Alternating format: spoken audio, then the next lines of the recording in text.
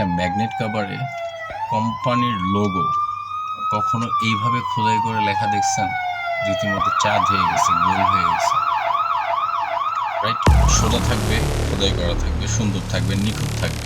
আপনারা খেয়াল করলে দেখতে পারবেন এই বাইকে এই বাইকে একটা রেয়ার একটা বিষয় আছে, সেটা হচ্ছে সিঙ্গেল সাইড সুইং আর্ম, যেটাকে বলে।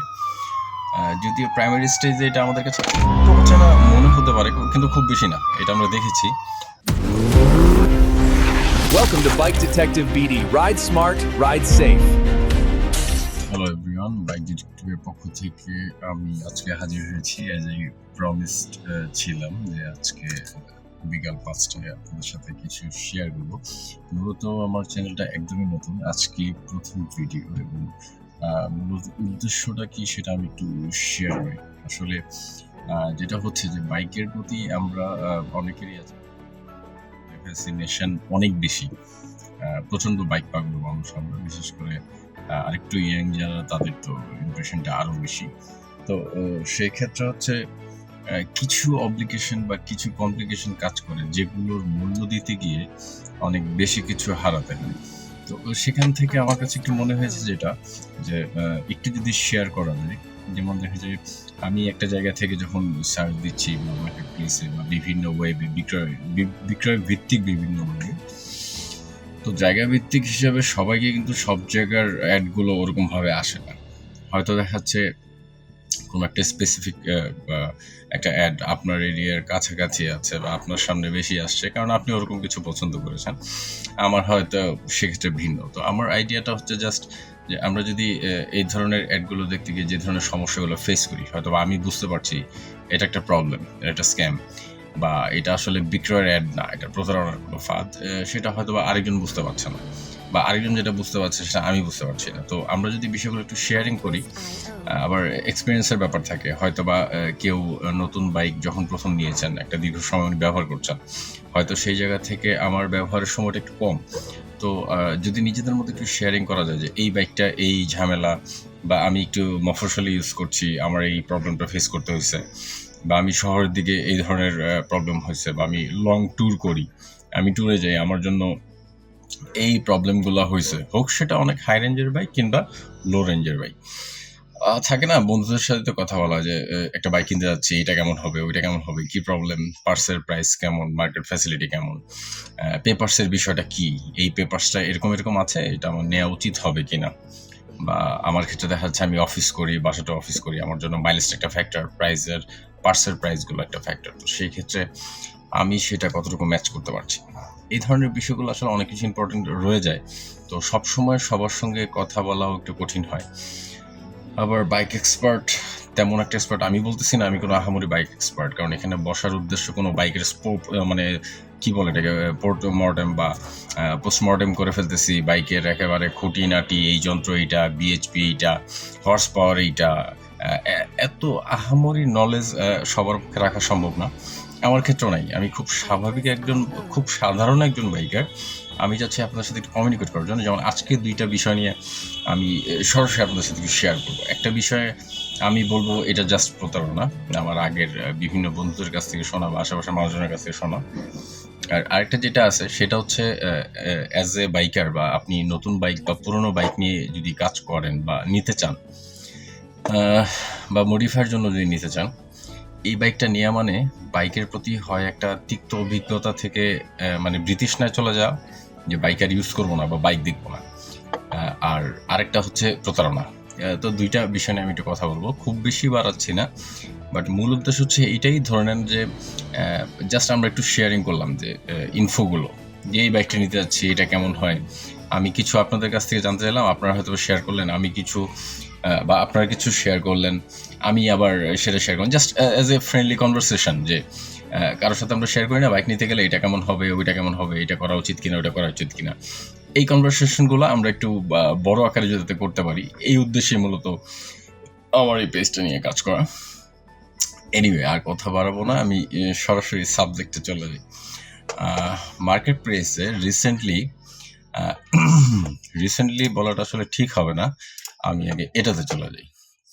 এই একটা বাইক আপনাদের সামনে আমরা একটা অ্যাড হিসাবে দেখতে পাচ্ছি, আমি যতটুকু চেষ্টা করব ইনফো ট্রাই করব মালিক বা যিনি একটা দিয়েছেন যাতে তার কোনো ইনফো এখানে না আসে। যতটুকু সম্ভব চেষ্টা করব সেটা সবার কাছ থেকে আড়ালে রাখতে। আমাদের উদ্দেশ্য বাইক নিয়ে কথা বলা। কে দিচ্ছেন তাকে ছোট করা না, বা যাই হোক, ইভেন ভুলও হতে পারে, হয়তো আমি ভাবতেছি এটা স্ক্যাম, কিন্তু আসলে হয়তো বা একটা ঠিক। তো এইটা বেসিক্যালি যার তার ব্যক্তিগত ব্যাপার। আমি জাস্ট আমার ব্যক্তিগত মতামতটা আপনার সঙ্গে শেয়ার করতেছি। আপনারা বাকিটা আপনাদের বিবেক বুদ্ধি যেটা বলে কিংবা যাচাই করে যেটা হয়, ভুলও হতে পারে। আমি আবার বলে দিচ্ছি, কাউকে ছোট করা বা ফ্রন্টে এনে একটা অপমানজনক পরিস্থিতিতে ফেলানো এটা আমাদের উদ্দেশ্য না। কিন্তু হ্যাঁ, এটা আমার উদ্দেশ্য যে ধরেন একজন ভুল করে ফেলছে, একটা ভুল করে একজন একটা বিপদে পড়ে গেছে, তার মানে এই জিনিসটা যখন এই হয় যে তার বিপদটা সে আরেকজনের কাছে ট্রান্সফার করে দিচ্ছে বিকজ অফ সে বিপদে পড়ছে, আমি সেটা ফেরানোর চেষ্টা করছি। আমি চাচ্ছি বা আমরা ইনশাল্লাহ ট্রাই করব যেখানে প্রবলেমটা হয়েছে সেখানে থেমে যাক। সেটা হয়তোবা কিছু সমস্যা আছে যেটা হয়তোবা একটু যারা এক্সপার্ট যারা তারা হয়তোবা সেটা রিকভার করে এটাকে একটা চলন্ত অবস্থায় রাখতে পারবে। কিন্তু এমন কিছু প্রবলেমও আছে, ধরেন আমি সম্পূর্ণ একজন নতুন মানুষ, বাইক সম্পর্কে আমার কোনো ধারণা নেই। সেই ক্ষেত্রে আমি যদি এরকম একটা বিপদে পড়ি, আমার জন্য সমস্ত টাকা পয়সা নষ্ট হয়ে যাবে, আমি বাইকের প্রতি একটা কষ্ট থাকবে, মানে বাইকের ফ্যাসিনেশন জিনিসটা যে আসলে কি, বা আমি আসলে খুব মধ্যবিত্ত বা সাধারণ পরিবার থেকেই বিলং করি। তো সেক্ষেত্রে একটা অ্যামাউন্ট জোগাড় করে একটা বাইক তৈরি করা, সেটা চালানো, সেটা মেনটেন করা, এবং সেই অ্যামাউন্টটা তৈরি করা বা একটা বাইক অ্যারেঞ্জ করে নিজের কাছে আনতে পর্যন্ত কি পরিমাণ কাঠখড় পোড়াতে হয়, এটা আই থিঙ্ক আমি ভালো জানি। এনিওয়ে, তো যাই হোক, যেটা বলছিলাম, আমি আপনাদের সাথে প্রথম একটা বাইকের ইনফো শেয়ার করছি। তো এই অ্যাডটা এটা সম্ভবত রাজশাহী বাংলাদেশ থেকে দিয়েছে, যেহেতু এখানে লেখা আছে Rajshahi Bangladesh. Apache RTR Raj metro, full paper, okay, for emergency urgent sell. বাইকটেক সেলগুলো আসলে সবাই আর্জেন্ট নিডেই করে, জরুরি প্রয়োজনেই সাধারণত করে থাকে মেবি, অথবা মডেল চেঞ্জ করার ক্ষেত্রে অনেকে করে, বা বাইক চালাবেন, এটা খুব রেয়ার ইস্যু হয়। তো এই বাইকটার বিষয়ে আমি আপনাদেরকে যেটা বলবো আমার সম্পূর্ণ ব্যক্তিগত মতামত, আর এটা নিয়ে শুরুতে কথা বলছি, তার পিছনে একটা কারণ আছে। আপনারা খেয়াল করলে দেখতে পারবেন এই বাইকে একটা রেয়ার একটা বিষয় আছে, সেটা হচ্ছে সিঙ্গেল সাইড সুইং গ্রাম যেটাকে বলে। যদিও প্রাইমারি স্টেজে এটা আমাদের কাছে একটু অচেনা মনে হতে পারে, কিন্তু খুব বেশি না। এটা আমরা দেখেছি ডুকাটিতে আছে, বাংলাদেশে সম্ভবত পিল্ডার একটা বাইক আসছে, শুধুমাত্র রিগেল র্যাপ্টর, শুধুমাত্র ওইটাতেই আমরা দেখছি সিঙ্গেল সাইড সুইং গ্রাম। কিন্তু এর বিভিন্ন ধরনের ব্যাড সাইড আছে, আমরা ওগুলাতে না হয় নাই গেলাম। যেমন আমার ব্যক্তিগতভাবে প্রচন্ড দুর্বলতা ছিল সিঙ্গেল সাইড সুইং গ্রামের একটা বাইকে, যে আমি অনেকবার ট্রাই করেছি যে সিঙ্গেল সাইড সুইং গ্রাম পরিচিত কারোর ভিত্তিতে বাড়ি থেকে আনা যায় কিনা। সিঙ্গেল সাইড সুইং গ্রামটা মানে হচ্ছে পিছনের চাকার যে চেসিসটা সেটা এক সাইড থেকে ধরে।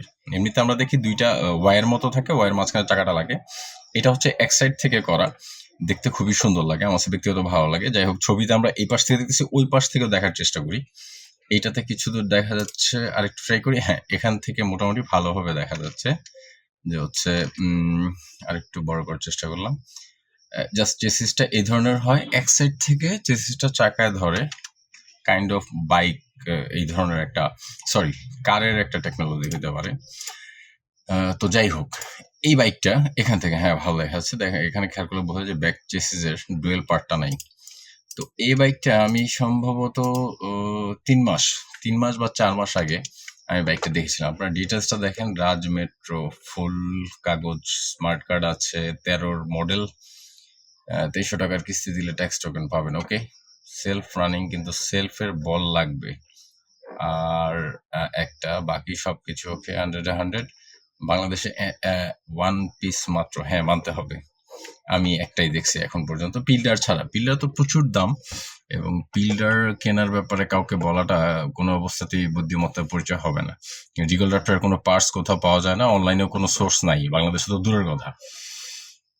যাই হোক, দয়া করে আজে বাজে দাম বলে নিজেকে, ওকে ঠিক আছে, লাস্টের লাইনটা ভালো লাগে নাই, তারপরে উনি আসলে এই ধরনের কথাবার্তা বলা ওনার জন্য খুবই স্বাভাবিক। কথাটা কেন বললাম তো একটু শেয়ার করি। এই বাইকটার পিছনে আমি মোটামুটি কম করে হলেও বোধহয় 3 মাস লেগেছিলাম। তো একটু একটু না হয় আপনাদেরকে ইনফো শেয়ার করি, নইলে বিষয়টা যে সত্য কতটুকু তথ্য। যেমন এখানে একটু আপনারা দেখতে পারবেন 20 মার্চ, এটা হচ্ছে আজকে জুনের 18 তারিখ। মার্চ, এপ্রিল, মে, জুন। আচ্ছা, তাহলে বোধহয় আমি আরো আগে থেকে ওনাকে নক করতেছি। ওনাকে আমি আগে যে আচ্ছা ওকে ওকে ওকে আচ্ছা, শুরু থেকে আসি। ওনার মেসেজগুলো আমি সরাসরি আমার মেসেজটা আপনাদের সঙ্গে শেয়ার করি।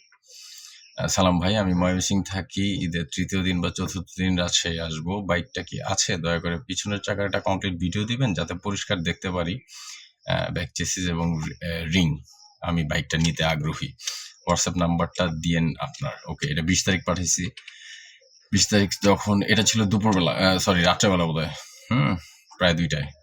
তারপর হচ্ছে পরের দিন আবার না, ওই দিন রাত্রেই আবার বোধহয় তাকে মেসেজ করলাম নাকি, হ্যাঁ এএম তো, যে ভাই বাইকটা কে আছে। উনি আমাকে লিখছে ওকে কল দিয়েন। আচ্ছা, নাম্বার না দিলে কল দিব কেমনে? আমি আসলে একটু বিরক্ত হয়ে গেছিলাম যে হচ্ছে এটা শুনে। তো যাই হোক, ভিডিওর কথা আমি চাইছি। আমি একটু কনফিউজ ছিলাম শুরু থেকে, কারণ এইটা বাংলাদেশে আমি এর আগে কখনো দেখিনি। হয়তো বা কারোর কাছে আছে, না থাকার কিছু নাই। এটা সামহাউ সে মেক করছে বা বাইরে থেকে নিয়ে আসছে। তো মজার ব্যাপার দেখেন, ওকে, তাকে আমি মার্চের 20 তারিখ ওই দিনই নক করলাম 2বার, কোনো রেসপন্স নাই। আচ্ছা, মার্চের 13ই এপ্রিল 2026, ওকে, প্রায় অলমোস্ট 20-22 দিন বা 23 দিন পরে। আচ্ছা, কোশ্চেন মার্ক, নো আনসার। মে 23 তারিখ আবার রিপ্লাই দিলাম, বাইকটা কি আছে? সালাম ভাই, না। মে 30 তারিখ, নাম্বার দেন, নাম্বার চাচ্ছি আমি। সম্ভবত একটা বার রিনিউ হয়েছে বা সামহাও আমার সামনে আসছে। ওকে, আচ্ছা, হঠাৎ করে এই মে 30 তারিখ, তো হ্যাঁ, তাকে নাম্বার চাইলাম, আচ্ছা দিল না। মানডে, মানে আজকে বৃহস্পতিবার, এই গত সোমবার তাকে আমি বললাম যে ভাই নাম্বার দেন। আমি নকিং এর উপরে রাখছি, কারণ অনেস্টলি সিং পিছনের ব্যাক সেটআপটা আমার এত পছন্দ হয়েছে, ওটা আমি এনিহাও আমি কালেক্ট করতামই। আমার কোনো একটা বাইকে আমি এটা অ্যাড করে রাখতাম, আমার খুব পছন্দের জিনিস, আমার ভালো লাগে। আচ্ছা, এই সোমবার যখন ওনাকে বলছি নাম্বার দেন, তো ওনাকে আমি বলছি সালাম ভাই, উনি উত্তর দিছে কোন সালাম? আচ্ছা আচ্ছা, আমি আসলে ওনাকে আসসালামু আলাইকুম জানাতে চাইছিলাম, উনি কথাটা বুঝে নাই। আমি লিখছি বুঝি নেই। তারপর লিখছে আপনার লোকেশন। পরে আমি লিখলাম যে ভাই নাম্বারই তো দেন নাই। দেখেন ওনার রিপ্লাইটা দেখেন, এই রিপ্লাইটা একদম পরিষ্কার, ভাই বাইক আছে আপনি নিতে পারবেন না। আচ্ছা, উনারে আমি অলমোস্ট 2 মাস বা 3 মাস ধরে নক করতেছি, উনি আমারে বলতেছে বাইক আছে কিন্তু আপনি নিতে পারবেন না। Okay fine. তা আমি যে কেন বিক্রি করবেন না, আমি তো নিতে খুবই ইচ্ছুক, সমস্যাটা কি বলা যায়? ওনার রিপ্লাইগুলো দেখেন। আর বাইক নিতে হলে 5,000 টাকা অ্যাডভান্স করতে হবে, তারপর আমি নাম্বার দিব, আর দাম 40,000 ফিক্সড। আচ্ছা, আর রানিং বাইক, পুরাতন মডেল, 2-3 হাজার টাকার কাজ আছে, 35,000 বাসায় দিয়ে বাইক নিয়ে আসবেন। মানে দিস ইজ টোটালি জাস্ট একটা ফিক্সিং। দেখেন কি সুন্দর করে ফেলছে। আচ্ছা, বাইক নিতে হলে 5,000 টাকা অ্যাডভান্স করে। প্রথমে যখন দেখছি আমি 3 মাস 4 মাস ধরে বাইকটা খুব পিছনে লেগেই আছি, আমার খুব পছন্দ হয়েছে বাইকটা। ফার্স্টে উনি কিন্তু আমার একটু ইমোশনালি উইক করে দিল, ভাই বাইক আছে আপনি নিতে পারবেন না। আচ্ছা, ওকে ফাইন। আমি একটু এক্সাইটেড হয়ে গেলাম, বা ভিতরে একটু জিদ কাজ করতে পারে। হ্যাঁ, নিতে পারবো না 3 মাস 4 মাস ধরে লেগে আছে একটা বাইকের পেছনে, নিতে পারবো না আচ্ছা, আমি একটু বেশি অ্যাগ্রেসিভ হয়ে গেলাম। আচ্ছা, আমি জিজ্ঞেস করলাম কিন্তু বিক্রি করবেন না? আমি তো নিতে ইচ্ছুক, সমস্যাটা কি বলা যায়? দেখেন আমাকে কিভাবে ফেলতেছে। বাইক নিতে হলে 5,000 টাকা অ্যাডভান্স করতে হবে, তারপর আমি নাম্বার দিব, আর দাম 40,000 ফিক্সড। মানে তার ফোন নাম্বার নিতে হইলে আমার 5,000 টাকা তার দেওয়া লাগবে। আচ্ছা ওকে। আচ্ছা, পরের লাইন দুটা দেখেন, রানিং বাইক, পুরাতন মডেল, 2-3 হাজার টাকার কাজ আছে, 35,000 টাকা বাসায় দিয়ে বাইক নিয়ে যাবেন। প্রথম ধাক্কা দিয়ে আস্তে করে আবার একটা নর্মাল করে দিল। আচ্ছা ঠিক আছে, আমি রাজশাহীতে থাকি না, আমার বড় ভাইয়ের নাম্বার দিব, ভালো না লাগলে অ্যাডভান্স ফেরত পাবেন। আচ্ছা, আমি রাজশাহীতে থাকি নাই, আমার বড় ভাইয়ের নাম্বার দিব, ভালো লাগলে অ্যাডভান্স ফেরত পাবেন। আবার লেখছে। আচ্ছা, আর বাইক নিতে হলে 5,000 টাকা অ্যাডভান্স করতে হবে, তারপর নাম্বার দিব, আর রানিং বাইক, পুরাতন সেম একই কথা, আরেকবার রিপ্লাই করে দিছে। আচ্ছা, মাঝখানে না, এটাতে না, যাই হোক, এই অ্যাডটা ধরেন আমাদের মধ্যে অনেকেই আছে যারা কাস্টম বাইক বা একটু মডিফাই বাইক প্রচন্ড পছন্দ করে, পাগলের মতো পছন্দ করে। যেমন আমি আমার কথাই বলতে পারি, আমি ছোট্ট একটা গাড়ি চালাই। আমার আসলে বড় গাড়ি কেনার মতো ওরকম স্ট্যাবিলিটি আমার নাই। বিষয়টা ম্যাক্সিমাম হচ্ছে মনস্তাত্ত্বিক। কারণ আমি বিশ্বাস করি একটা এক্সপেন্সিভ বাইক বা হায়ার বাইক শুধুমাত্র কিনলেই হবে না। সেটাকে সেইভাবে প্রপার মেইনটেন্যান্সের জন্য টাকা, অর্থ বা সময়, বুদ্ধি এবং হচ্ছে আমার আশেপাশের যে বাইক সার্ভিসিং এর যে সেটআপগুলো আছে সেগুলো কি অ্যাপ্রোপ্রিয়েট কিনা সেটা আমাকে বুঝতে হবে। এটা আমার ব্যক্তিগত ধারণা, আমি সবার উপরে চাপাচ্ছি না। তো সেই জায়গা থেকে আমি ছোট একটা গাড়ি চালাই, যেটা আমি যে কোথাও কাজ করাতে পারবো। প্রাইস এভারেজ পার্টসের দামগুলো মোটামুটি আমার হাতে নাগালে, ফুয়েল কনজাম্পশন ভালো। আমি সেটা নিয়ে আপনাদের সাথে ছোট একটা ভিডিওতে শেয়ার করবো। আমি ছোট একটা লিভো চালাই, আমি সোজা কথা যেটা। তো বেসিক্যালি হচ্ছে আমি যেটা বলতে চাচ্ছিলাম যে আপনি দেখেন বর্তমানে যারা ইয়াং জেনারেশন আছে তারা বাংলাদেশে প্রচুর বাইক মডিফাই হচ্ছে, প্রচুর কাজ হচ্ছে।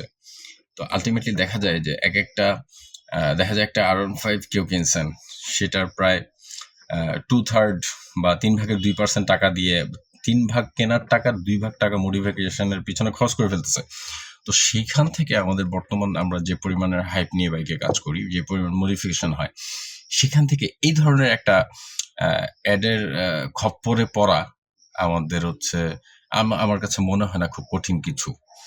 আমি শিওর বলা যায় না, বাট আমি মোটামুটি ব্যক্তিগতভাবে যতটুকু বুঝি এই ট্র্যাপে অলরেডি কয়েকজন পড়ে গেছে। এবং আপনি নর্মালি একটা চিন্তা করেন না 3 থেকে 4 মাস, এবং সে এতদিন কেন রিপ্লাই দেয় নাই জানেন? কারণ সে রিপ্লাই দেয় না এই কারণে, এগুলা এইভাবেই হয়। আমি নট শিওর সে এরকম কিনা, আমার যেটা মনে হচ্ছে, জাস্ট আমি আমার থিঙ্কিং থেকে বলি, এরকম 5,000 টাকা যদি হচ্ছে একজনের কাছ থেকে নেয়, আজকে বললো পাঠাইতে, ধরেন সপ্তাহে একটা ট্র্যাপ করলো, একদিন 2 দিনে পেমেন্ট নিল, নিয়ে নাম্বারটা বন্ধ করে দিবে। আপনি 1 সপ্তাহ ট্রাই করতে থাকবেন, আবার টুকটাক চট করে ঢুকবে, মেসেজের রিপ্লাইটা দিবে, দিয়ে আবার বন্ধ হয়ে সটকে পড়বে। কারণ আমার কথা পরিষ্কার ভাই, আমি অনেক দূরে থাকি। আমি তাকে বলে দিয়েছি আমি ময়মনসিং আছি এখন। আচ্ছা, আমি ময়মনসিং থেকে রাজশাহী যাব শুধুমাত্র গাড়িটা দেখতে, যে গাড়িটা কি অবস্থা আছে, আমার ভালো লাগতেছে কিনা, বা সেটআপটা দামে ব্যাচ করলে আমি ওই পর্যন্ত যাবো। এখানে আমার যাওয়া আসায় ডেফিনেটলি আমি বাইকেই যাব। আমি মোটামুটি বাইকে চলাফেরা করতে পছন্দ করি। তো আমার যাওয়া আসায় যে কনভেন্সটা আছে তাও কিন্তু 5,000 টাকার কম না, কাছাকাছি চলে যাবো হয়তো, বা একটু কম, 3,000 3,500 টাকা লাগবে আমার বাইকের তেল, একটু রেস্ট প্লাস রোড কস্টিং যা আছে সেটার রিস্ক নিয়ে আমি ওনার কাছে গাড়িটা দেখতে যাব। কিন্তু উনি এমনই একজন ভিআইপি মানুষ যে উনার ফোন নাম্বার পাইতে হলে 5,000 টাকা দিতে হবে। তার মানে উদ্দেশ্যটা সৎ না। সো আমি যতটুকু বুঝি, প্লাস আমার আজকের উদ্দেশ্যের অর্ধেক, যেহেতু বলছি 2টা বাইক নিয়ে আপনার সাথে কথা বলবো, সেটা হচ্ছে যে আমি যতটুকু বুঝি অ্যাজ এ ফ্রেন্ডলি কনভারসেশন, ধরেন আপনি আমি ফ্রেন্ড, আপনি একটা বন্ধুর মতো, আপনি একটা বাইক কিনতে যাচ্ছেন, আপনার হঠাৎ করে এটা দেখে আপনার কাছে ভালো লাগলো, কারণ আরটিআর কিন্তু গুড বাইক। আমি শিওর না এটা সম্ভবত হাইপারের আরটিআর হাইপারের কোনো একটা সিগমেন্ট 1 বা 2 হবে, 1 হওয়ার সম্ভাবনা বেশি। আরটিআর কিন্তু ভালো বাইক, আমার কাছে পছন্দের বাইক। আমি ভবিষ্যতে কোনো একটা অ্যাড নিয়ে বা মার্কেট প্লেসের আপনাদের কোনো একটা পছন্দের অ্যাড নিয়ে কিংবা আমার কোনো একটা পছন্দের বাইক নিয়ে আবার আপনার সাথে কথা বলবো। কিন্তু আরটিআর ব্যক্তিগতভাবে আমার পছন্দের একটা বাইক, আমার কাছে ভালো লাগে। সো এরকম একটা বাইক দেখে যে কেউ এটা পছন্দ করতে পারে। এবং যখন এখানে সে একটা এক্সট্রা, যখন একটা ব্যাক চেসিসের এক্সট্রা একটা পার্ট যখন সে এখানে অ্যাড করে দিছে, সো আলটিমেটলি একটা আনকমন কালেকশন। অনেকেই আছে আমাদের দেশে, অনেকেই আছে হিউজ কালেকশন করেন বাইক, হয়তো বা চালানো না, 20টা 25টা বাইকও কালেকশন করে রেখে দিছে, কিন্তু হয়তো বা কোনোটা চালায়ও না, এমনিতেই পড়ে আছে। তো আলটিমেটলি সেখান থেকে আমি আমার পক্ষ থেকে, বাইক ডিটেকটিভের পক্ষ থেকে আপনাদের সবাইকে সচেতন হতে বলবো যে এই বাইকটা একদম ডেফিনেটলি এবং পার্টিকুলারলি এইটা আপনারা দেখে রাখেন, এইটার ট্র্যাপে কেউ পড়বেন না। আমি ব্যক্তিগত অভিজ্ঞতা বা সামগ্রিক যে পরিস্থিতি সবটা থেকে আপনাদেরকে আমি নিশ্চিত করতে, আমার পক্ষ থেকে, মানে আমি ব্যক্তিগত মতামতের ভিত্তিতে আবারও বলে দিচ্ছি, কারো ক্ষতি করা আমার উদ্দেশ্য না। আমার উদ্দেশ্যই হচ্ছে আমি বাইক পছন্দ করি, বাইক চালাই, আপনিও বাইক পছন্দ করেন, বাইক চালান। আমার পক্ষ থেকে আপনাকে সাবধান করা যে আপনি এইটার দিকে তাকায়েন না, বা এটা ভুল হতে পারে। তারপর আপনার বিবেক বিবেচনা দিয়ে আপনি অবশ্যই যাচাই করবেন। বাট আমি আমার ব্যক্তিগত মতামত থেকে শিওর এটা ডেফিনেটলি একটা ট্র্যাপ। আপনি এখানে যদি 1 টাকাও ইনভেস্ট করেন, নট পসিবল, কোনোভাবেই সম্ভব না থেকে আপনি কোনো ফিডব্যাক পাবেন। এনিওয়ে, এটা গেল আমাদের একটা অপশন। আরেকটা অপশন আপনাদেরকে আমি আরেকটা বাইকের সঙ্গে দেখা করে দিই। এনিওয়ে, সুন্দর একটা সিচুয়েশন এসেছে। হোন্ডা, আসলে এটা হচ্ছে হোন্ডেক্স সম্ভবত লেখছে উনি। হ্যাঁ, আচ্ছা, খুবই নাইস একটা বাইক। এইটাও আমার ব্যক্তিগত ইন্টারেস্ট থেকে আমি টান দিয়ে নিয়ে আসছি। কারণ হচ্ছে আমার পেজের ওখানে আমি লিখেও দিয়েছি, আপনাদের কাছে এই ধরনের কোনো বাইকের ইনফো থাকলে একটু কাইন্ডলি আমাকে যদি মেইল করে দেন, আমি চেষ্টা করবো নেক্সট টাইম একটা হোয়াটসঅ্যাপ দিয়ে দেওয়ার জন্য। এটা বোধহয় আমার আগে করা উচিত ছিল। এটা হোয়াটসঅ্যাপ নাম্বার দিয়ে দিলে যে ওইখানে আপনারা একটু কাইন্ডলি আমাকে লিঙ্কটা দিলে ওইটা নিয়ে আমি একটু ঘাটাঘাটি করলাম, আপনারাও একটু দেখলেন।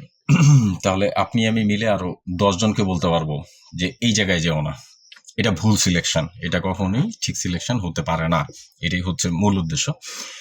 তো এনিওয়ে, আজকে আমি আমার সিলেকশনে যেগুলো দুইটা আমি মানে আমার একটু প্ল্যান ছিল একটু পরে আসার আর একটু গুছিয়ে নিয়ে আপনাদের সাথে বা আপনাদের সামনে প্রেজেন্ট করার, কিন্তু খুব বেশি তাড়াহুড়া করে করতে হয়েছে এই দুইটা বাইকের কারণে।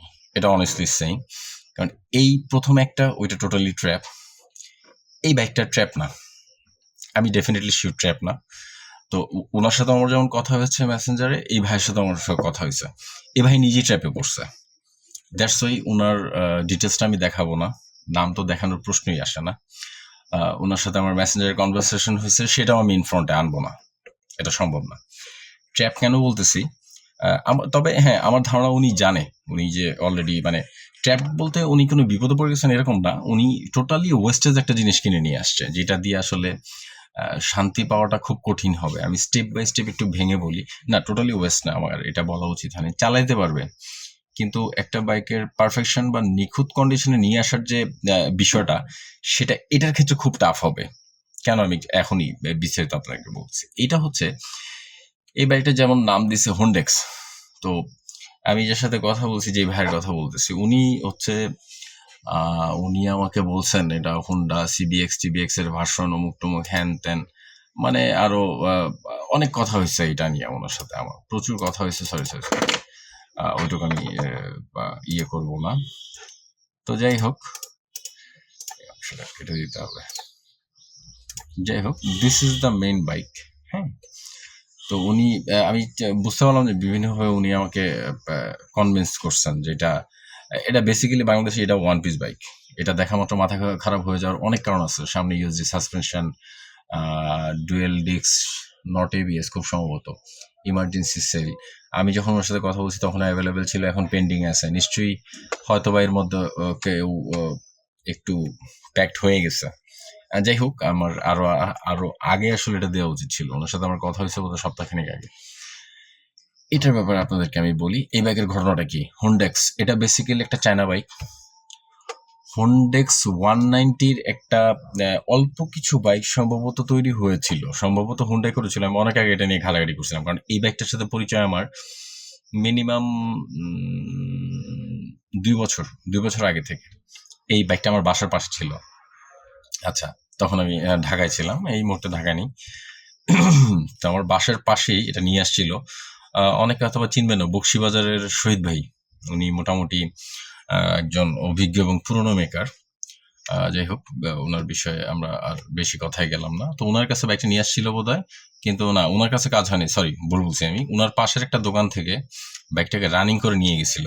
তো আমার খুব ইচ্ছা, ওই সময় বাইকটা প্রথম দেখি তখন অনলাইনে আসেনি। বাইকটা দেখে আমি খুব পাগল হয়ে গেছিলাম যে আমার এটা কালেক্ট করা খুব জরুরি। কিন্তু এখানে বিষয় হচ্ছে একটা, সেটা হচ্ছে আমি একটু ক্লিয়ার করে দিই। আচ্ছা, বাইকটা একটু আপনাদেরকে আমি সব সাইডটা দেখাই। বাইকটা আসলে আমার হয়তো পছন্দের, আমারও দেখলেই দেখতে ইচ্ছা করে। মাঝখানে ওনারের ইমেজ আসবে, ওইটা আমাকে কাইন্ডলি ব্ল্যাক, মানে একটু সিস্টেমেটিক্যালি ব্ল্যাক করে দিতে হবে, এছাড়া কিছু করার নাই। দেখার মতো একটা গাড়ি, নাম্বার প্লেট দেখাবো না, ওকে, আসলেই দেখার মতো একটা গাড়ি। আচ্ছা, যাই হোক, আমি আবার বাইকের ভিতরে বোধহয় চলে গেছিলাম। এটার বিষয়টা হচ্ছে, এটা একটা অ্যাক্সিডেন্ট করা বাইক। এটা ঢাকায় যখন প্রথম বিক্রি হয় তখন এটা দাম দিছিল সম্ভবত 39,000 বা 42,000। তখনই আমি এটা কেনার জন্য খুব পাগল হয়ে গেছিলাম। এটা প্রথম যখন গ্যারেজে নিয়ে আসে তখন এই আমি যে ছবিটা দিয়েছি, এই ম্যাগনেট সাইডের এই ম্যাগনেট কাভারটা ভাঙা ছিল, টোটালি ভাঙা ছিল। তারপর হচ্ছে এই যে আপনার ট্যাঙ্কির সাইডে যে ট্যাঙ্ক কান যেটাকে আমরা বলি, ট্যাঙ্কির কান, এই সাইডেরটা অথবা ওই সাইডেরটা ভাঙা ছিল। নট শিওর, বাট খুব সম্ভবত হেডলাইট রিপেয়ার করার ভেতর থেকে ওইটাও ভাঙছিল। মানে অ্যাক্সিডেন্ট করা গাড়ি মোটামুটি যা হয়। তবে আমার কথা হচ্ছে যেই প্রেসারে ছাঁচে তৈরি করে একটা ম্যাগনেট সাইডের কাভার সম্পূর্ণ ভেঙে যায়। সো আমি ধরে নিতে পারি সেই বাইকের চেসিসটা হয়তো বা একুরেট নাই। আচ্ছা, ধরে নিলাম একুরেট আছে। এরপরে যে প্রবলেমটা হয়েছিল, এটা ঢাকা শহরে 39, 40, 42, 45 এরকম একটা প্রাইস ছিল। 45 না, সম্ভবত 42 ছিল, নট শিওর, একটু এদিক ওদিক হইতে পারে। আচ্ছা, এই ম্যাগনেট কাভারটা টোটালি অ্যাক্সিডেন্ট করে ভেঙে গেছিল। এটা পরবর্তীতে আমি কয়েকজনকে ঢাকায় কমসে কম এটা আমি 5 থেকে 6 বার বিক্রি হইতে দেখছি। লাস্ট টাইম সবার লাস্টে বিক্রি হচ্ছে যাত্রাবাড়ি থেকে, এবং খুব ভালো একটা অ্যামাউন্টে, ভালো একটা প্রাইসে। যে ধরনের প্রাইস বর্তমানে ভাই বিক্রি করতে দিছেন, এতটা না, আর একটু কাছে, তাও 80, 90 বা আরো প্লাস হইতে পারে। এরপরে আবার বিক্রি হয়েছে, উনি হয়তো আরো দাম দিয়ে কিনছেন, সেটা আমি জানি না। তো আমি লাস্ট যাত্রাবাড়িতে একটা দেখছি, যাত্রাবাড়ির একটাও ছিল বোধহয় 5 নাম্বার না 6 নাম্বার বিক্রির সময়। কারণ কি? এখন কথা হচ্ছে কারণ কি? এত সুন্দর একটা গাড়ি কেউ নিয়ে কেন রাখতে পারতেছে না বা কেন হজম করতে পারতেছে না? এর পিছনে মূল কারণ হলো গাড়ির মোবিল পরা কোনোভাবে বন্ধ করতে পারতো না। কিভাবে বন্ধ করবে? এই ম্যাগনেট কাভারটা তো বানানো, এটা অরিজিনাল না। এর আরেকটু একটা প্রুফ আমি হয়তো আপনাদেরকে এখানে দেখাতে পারবো। আমাকে একটা মিনিট দেন, আমি দেখাচ্ছি। জাস্ট একটু এই যে ছবিটা আসুক, আমি দেখি ছবিটা কতটুকু বড় করতে পারি।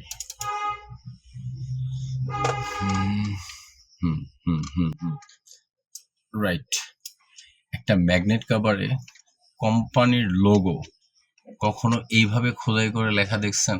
রীতিমতো চাঁদ হয়ে গেছে, গোল হয়ে গেছে। রাইট, সোজা থাকবে, খোদাই করা থাকবে, সুন্দর থাকবে, নিখুঁত থাকবে। অথচ লেখাটা দেখেন, অলমোস্ট মনে হচ্ছে নতুন কোনো বাচ্চা হাতে কখন লেখা শিখছে, এরকম কিছু একটা। এখান থেকে আসলে আর অন্যদিকে কোথাও বিশেষ একটা তাকাই নেই। সো ওই জায়গাটা বের হবেও না, কারণ হচ্ছে আপনার এই কাভারটাই মানে এনাফ। কারণ এইটা একে তো হচ্ছে আনকমন বাইক, এটার কিছু পাওয়া যাবে না। সরি, ইঞ্জিন পার্সেন্ট অনেক কিছুই হাঙ্কের সঙ্গে ম্যাচ করে। তবে হচ্ছে আপনার বডি কিটের কথা যদি বলি, টোটালি পাওয়া অসম্ভব। হাইড্রোলিক ডিস্কগুলো দেখে মনে হচ্ছে ম্যাচ করবে হোন্ডা গাড়ির সঙ্গেই। Engine average basic shape parts পাওয়া যাবে, কিন্তু ক্যাসিং পাবেন না আপনি। আমার কাছে যেটা মনে হয়, ক্যাসিং পাওয়া সম্ভব না। আর ছাঁচ দিয়ে এইটার কাভার আপনি বানাবেন, এটা তো কল্পনা করা আমাদের জন্য অনেক কঠিন। আমার কাছে যেটা মনে হয়, ব্যক্তিগত মতামত, আপনি পারলে পারতেও পারেন, হোয়াট এভার ইট ইজ। এইটার মূল প্রবলেম যেটা আমি দেখেছি, যদি এতই বেটার থাকতো, আপনারা ডেফিনেটলি আমরা সবাই স্বীকার করব যে বাংলাদেশের যে কোথাও হচ্ছে ঢাকায় কোনো একটা গাড়ি রিমেক করা বা কোনো একটা প্রবলেম সলভ করা অনেক সহজ, খুবই সহজ। ঢাকায় গাড়িটা 6টা বিক্রি হয়েছে, কেউ ফেরাইতে পারেনি। ফার্স্ট বিক্রি হচ্ছে 39 বা 42 হাজার টাকাতে, আমি কনফার্ম, আমার বাসার পাশেই ছিল, আমার নিজের চোখে দেখা। তো সেই গাড়িটার এখন আপনি মানে আমার কাছে যেটা নর্মালি খেলে, হ্যাঁ ঠিক আছে, ধরেন আমি ভুল করে একটা 30,000 টাকার একটা গাড়ি আমি 2 লাখ টাকা দিয়ে কিনে নিয়ে আসছি। হ্যাঁ, আমি ট্র্যাপে পড়ে গেছি, আমি ঝামেলায় পড়ে গেছি। তার মানে এই না যে এখন এইটার থেকে এটা 2টা পথ আছে। হয় হইতে পারে আমাকে যে কোনোভাবে হোক বা সামহাও যেভাবেই হোক আমাকে এখান থেকে রিকভারি করে আসতে হবে, আমাকেই চালাইতে হবে। কিন্তু তার মানে এইটা কোনো অবস্থাতে বুদ্ধিমত্তার পরিচয় হইতে পারে না, যে যে হয়তো বা বিষয়টা সম্পর্কে জানে না বা অন্ধের মতো আগাচ্ছে, আমার বিপদটা আমি তার কাঁধে ট্রান্সফার করে দিলাম। এবং আমি সরি টু সে, যে একটা দিয়েছেন, যার সাথে আমার কথা হয়েছে, উনি সেই চেষ্টাটাই করছেন। বাট উনি ভালো, এমনিতে আমার কাছে ভালো লাগছে ওনার সাথে কথাবার্তা বলে। বাট ওনাকে আমি ইনফোগুলা শেয়ার করছি যে ভাই এটার কিন্তু এই ঝামেলা। তো আমার মনে হয় যে এটা কেউ যদি নেয়, তারপরেও তাকে এইরকম একটা প্রাইজের বোঝা তার উপর চাপায় দেওয়া উচিত না। আমার মতামত, সরি, এটা তাকে বলি নাই, কিন্তু ঝামেলাগুলা বলছি। ইভেন ওরকম রিজনেবল কোনো প্রাইস হলে ঝামেলাগুলো সবকিছু আমি জানি, আমি বাইকটা নিয়ে আসতাম। আমার কাছে বাইকটা এত ভালো লাগছে, জাস্ট মানে খুবই ভালো লাগছে। কিন্তু এত ভালোই যদি কন্ডিশন হইতো বা রিকভারেবল যদি হইতো, খিলগা, যাত্রাবাড়ি, বকশিবাজার, সম্ভবত মিরপুর 10-এও গেছিল, এতগুলো জায়গায় থেকে এটা ফিরে আসতো না। মোবিল পড়ার প্রবলেম এতদিন টিকে থাকতো না। ট্যাঙ্কের ক্যাসিং টেসিং মেনে নিলাম, ট্যাঙ্কেও কোনোভাবে বানায় নিব, কিন্তু এই কাভারটা কি হবে? এটা 2 দিন পর পেইন হয়ে দাঁড়াবে। পার্সের ব্যাপারটা 100% শিওর না, হাঙ্কের কিছুটা মিলে, সাইড কভার ওরকমই ভাবছিলাম, হয়তো বা সেটাও মিলতে পারে। কিন্তু সবকিছুর পরেও অ্যাক্সিডেন্ট করা একটা গাড়ি যার অলরেডি সাইড কাভারটা ভাঙা, ওই সাইডের কাভারটাও ক্লাস কাভারটা, সরি এটি তো ক্লাস কাভার, ম্যাগনেট সাইডের কাভারেও কি যেন একটা ঘটনা ছিল, আমি ঠিক মনে করতে পারতেছি না, তাই বললাম না। কিন্তু এই সাইডের কাভারটা সম্পূর্ণ ভাঙা ছিল এবং এটার কারণে এটা মিলাইতে পারে না বলে কন্টিনিউ গাড়ির মোবিল পড়তো। এখন ধরেন মোবিল পড়ার যে সমস্যা, আমরা অনেকে গাড়িতে ইউজ টু, এটা আমাদের কাছে টুকটাক, কিন্তু একজন নতুন মানুষ গাড়িটা দেখে খুব পছন্দ করে, পাগলের মতো পছন্দ করে গাড়িটা কিনলো। উনি যদি এই সমস্যাটায় পড়ে, আলটিমেটলি হয় প্রচুর কষ্ট থাকবে, মন খারাপ হবে, বা বাইকের দিক থেকে একটা বিতৃষ্ণার জন্ম আসবে। কিন্তু ভুলটা যিনি বিক্রি করতেছেন শুধু কিন্তু ওনার না, ভুলটা কিন্তু আপনি কিনতেছি আমাদেরও। একটা কিছু দেখলাম না বুঝে, বিশেষ করে একটু যারা ইয়াং আছেন বাইকের দিকে, আমাদের চেয়ে অনেক বেশি আপনাদের আগ্রহ, কিন্তু যাচাই বাছাইয়ের মন মানসিকতা অনেক কম। সো সেই জায়গা থেকে অনেক ক্ষেত্রে নিজেরাও একটু বিপদে পড়ে যান, পরবর্তীতে সেই বিপদ থেকে বাঁচার জন্য অন্য কেউ বাধ্য হয়ে বিপদে ফেলতে হয়। এটা আসলে কোনোভাবে আমার মনে হয় কারোরই কাম্য না। যাই হোক, আজকে এই পর্যন্তই ছিল। তো আমি আবারও বলতেছি যে আমার চ্যানেলের উদ্দেশ্য হচ্ছে কারোর কোনো ক্ষতি হয় এমন কিছু না। যারা নতুন বাইকিং কমিউনিটিতে আসতেছেন, বাইক নিয়ে কাজ করতে চান, বাইক চালাতে পছন্দ করেন, তাদের উদ্দেশ্যে তাদেরকে একটু সেভ করা, একটু ফার্স্ট স্টেপটা, আপনি বাইক এমন একটা জিনিস, ধরেন আপনি কোনো বাইক জানেন নাই, বাইক সম্পর্কে আপনার কোনো ধারণা নেই, আপনি এটা নিয়ে যদি কিছু দূর হাঁটতে পারেন, আপনার ধারণার অভাব হবে না, পথের অভাব হবে না। গ্যারেজে 10-15 মিনিট 20 মিনিট কাজ করতে করতে যে আড্ডা মারবেন না, এর মধ্যে আপনার কাছে অনেক ইনফো চলে আসবে। হাঁটলে পথের অভাব হয় না, কিন্তু হাঁটার পথটা থাকতে হয়। সো এই ধরনের ভুল কোনো ডিসিশন বা কনফিউশন কোনো ডিসিশন নিয়ে ওই জায়গা থেকে দেখতেও হবেন না, আগে যে কোনো বিষয়ে যাচাই বাছাই করা উচিত। তো সেই জায়গায় মূলত আমাদের এই চ্যানেলটা করা, যে আমরা একজন আরেকজনের সাথে একটু কমিউনিকেশন করলাম, যে কোনো বিষয়ে যদি কোনো বিষয় থাকে। আমিও আপনাদের কাছে জানতে চাইতে পারি যে কোনো ভিডিওতে এসে, যে ভাই এটা ভালো লাগতেছে, এটা সম্পর্কে একটু জানতে চাই, কার কাছে কি ইনফো আছে দেন। হ্যাঁ, এটা ডেফিনেটলি ফেসবুকেও করা যায়, বা আরও সোশ্যাল কমিউনিকেটর যেগুলো আছে, কমিউনিকেশন সেক্টর যেগুলো আছে, সেখানে আমি করতে পারি। কিন্তু একটু রিলায়েবিলিটির প্রবলেম আছে, যে আমি কারে বিশ্বাস করব না, এবং আনসারগুলো যে দিচ্ছে সে কি উদ্দেশ্যপ্রবণভাবে দিচ্ছে কিনা। তো সেই জায়গা থেকে এই প্ল্যাটফর্মে আমরা যদি সবাই একটু গেট টু গেট রিলেটেড থাকি আমরা, তাহলে সেক্ষেত্রে কোনো একটা ইস্যু, যেমন আপনার কাছে এই ধরনের কোনো একটা লিঙ্ক মনে হলো, জাস্ট লিঙ্কটা কপি করে আমাকে একটু মেইলে দিয়ে দিলেন, সেখান থেকে আমি একটু ঘাটাঘাটি করলাম, সেটা নিয়ে আমার পক্ষ থেকে যতটুকু তথ্য সংগ্রহ করা সম্ভব সেটা নিয়ে আপনাদের সামনে হাজির হয়ে গেলাম। প্লাস আপনাদের কাছে কিছু থাকলে একটু সাজেশন শেয়ার করলেন। প্লাস রিভিউর ক্ষেত্রে আমি আরেকটা জিনিস দেখছি, যে রিভিউর যে ব্যাপারটা, সেক্ষেত্রে হচ্ছে সবাই বাইক রিভিউ করে হচ্ছে নতুন গাড়ি এতদিন চালাইছি, এই হয়েছে ওই হয়েছে। তো রিভিউ আমরা হচ্ছে কখনো অন দ্য ওয়েতে রিভিউ করি না, অন ওয়ে বা অন দ্য ওয়েতে বা ডেস্টিনেশনে পৌঁছানোর পরে পৌঁছানোর মাঝখানে কি ধরনের ক্যারেক্টারাইজেশন চেঞ্জ একটা বাইকের হইলো, বা সে কী ধরনের আচরণ করতেছে ট্যুরের ক্ষেত্রে যেটা হয়। তো এনিওয়ে, আজকে সন্ধ্যায় মূলত হচ্ছে রাঙামাটি বান্দরবনের উদ্দেশ্যে আমি বের হয়ে যাচ্ছি। তো সাথে অবশ্যই আরও অনেক বন্ধুরা আছেন, তারা নিশ্চয়ই বিভিন্ন ধরনের বাইক নিয়ে বেরোবেন। তো সেখান থেকে আমি কিছু চেষ্টা করব যে নেক্সট ভিডিওতে, যে আজকে আমরা যাব হচ্ছে রাঙামাটি, সেখান থেকে বান্দরবন, তারপর আবার ঢাকা ব্যাক করবো, সুংসাং পাড়া হয়ে ডেফিনেটলি। তো আমি চেষ্টা করব অন ওয়ে রাইডিংয়ের কিছু রিভিউ আপনাদেরকে দেওয়ার, যে এই বাইকটা বান্দরবনের পাহাড়ে কেমন আচরণ করলো, বা রাঙামাটির আমরা যেটাকে বলি রেস ট্র্যাক, সেই সব জায়গায় বাইকটা রাইডিংয়ে কেমন একটা এক্সপিরিয়েন্স আমাদের হয়। এর মধ্যে একটা না, সবগুলোই প্রায় নতুন বাইকই আছে, 2টা একেবারেই নতুন বাইক আছে, দেখা যাক তাদের আচরণ কেমন হয়। আমি চেষ্টা করব অন রোড একটা রিভিউ আপনাদের সঙ্গে শেয়ার করার, এই বাইকগুলো নিয়ে আমরা ট্যুরে যাচ্ছি, এই হচ্ছে আমাদের রোডের কন্ডিশন, এই ধরনের আচরণ করতেছে। তো যাই হোক, আজকের কথা বলবো না, অনেক লম্বা ভিডিও হয়ে গেল। আমি আবারও বলতেছি, কারো ক্ষতি করা আমার উদ্দেশ্য না, যদিও অনেকেই বিরক্ত হবেন হয়তো, বা প্রচুর আজেবাজে কথা শুনতে হবে, বাট আমার উদ্দেশ্য একটাই, কিছু আপনি ভালো করতে গেলে কারো না কারো ক্ষতি হবেই, এটা ডেফিনেটলি। সো এই দুইটা আমার চোখে আসছিল, দ্যাটস আমি খুব তড়িঘড়ি করে ভিডিওটা নিয়ে আপনাদের সামনে আসছি। এই দুইটা বেসিক্যালি আমার কাছে এই ধরনের মনে হয়েছে, আপনারা তারপরে যদি ইন্টারেস্টেড হন কেউ একটু যাচাই বাছাই করে নেবেন।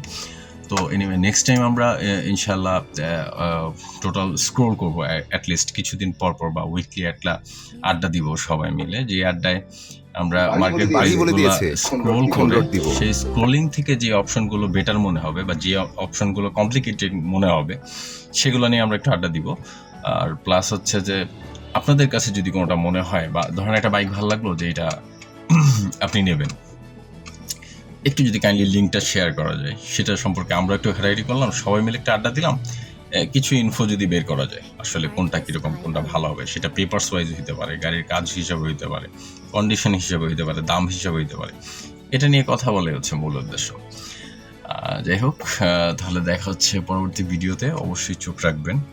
আর আজকে সন্ধ্যায় বেরোয় যাচ্ছি রাঙামাটি বান্দরবনের একটা ট্যুরের উদ্দেশ্যে, বেশ কিছু বাইক থাকবে, বন্ধুরা থাকবে, চেষ্টা করব সেই বাইকের অন রোড রিভিউগুলো আপনাদের সঙ্গে শেয়ার করার জন্য। সাবস্ক্রাইব করে পাশে থাকবেন, তাহলে অবশ্যই নোটিফিকেশন পেয়ে যাবেন।